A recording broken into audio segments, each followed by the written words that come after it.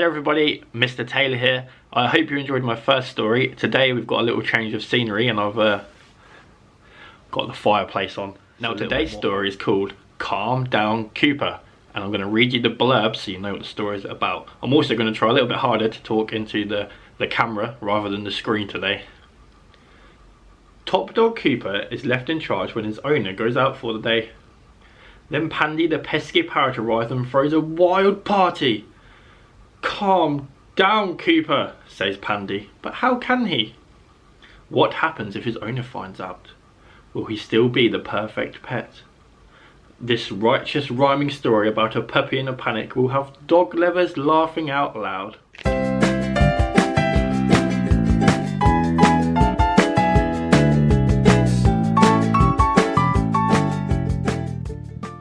Cooper was the perfect pup, the happiest pooch in town. He loved his owner Martha and he never let her down. He fetched her slippers in the morning, wiped his paws on the mat. He kept the house in order and he never chased the cat. Cooper, aren't you wonderful? Martha loved to say. I know that I can trust you in each and every way.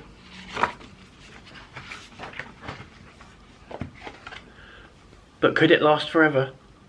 For there came a fateful day when Martha's great Aunt Mildred came to the house to stay. Just look who I've brought with me, she said, pulling off a scarf. It's my darling parrot Pandy. Oh, how he makes me laugh.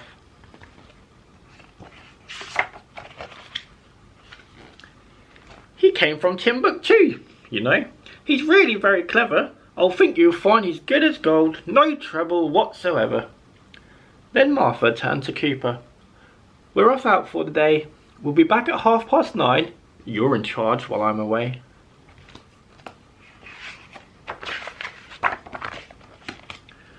Cooper nodded proudly. This was his chance to shine, but as soon as they left the house, Pandy squawked. It's party time! I've invited my friends over. I've told them your address. I hope you're excited. I've sent a fancy dress. Cooper felt a clutch of fear. What would our owners say? Calm down, Cooper, said Pandy. Let's have fun while they're away. The doorbell started ringing and a lion walked through the door. He was wearing silk pyjamas with a tuba in his paw.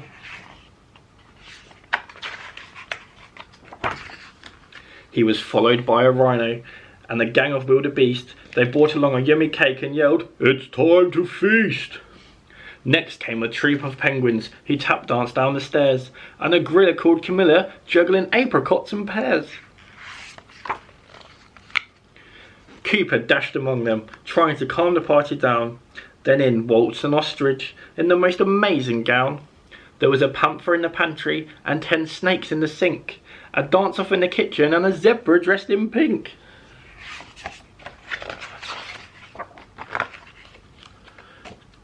Don't break the plates, begged Cooper. No sliding down the stairs. And really, Mr. Hippo, you're too heavy for those chairs. Pandy, this is terrible. Oh, can't you make it stop? I'm trying to tidy up here, but a meerkat's got my mop. But Pandy was too busy. With a laughing cockatoo, they started singing loudly, Calm down, Cooper, join in too. You must go now, pleaded Cooper. It's nearly 9:30. Our owners will be back soon. We're running out of time. We'll be fine, said Pandy, but then a key turned in the lock. It was Martha and Aunt Mildred. Poor Cooper froze in shock. There's only one thing for it, Pandy whispered round the house. Turn off the lights and hide. Be as quiet as a mouse. Just a moment later, the front door opened wide. Martha and Aunt Mildred came bustling inside. Oh, my darling Cooper, what a lovely sight. I knew I could rely on you. I'll just turn on this light. Oh no, what do you think she's going to see?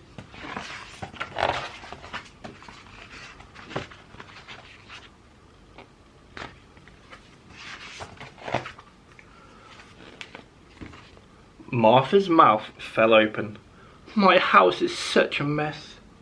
There's an elephant in my fireplace and a gorilla in my dress. You really must go home now. My house is not a zoo. Cooper watched the party leave, and he had never felt so blue.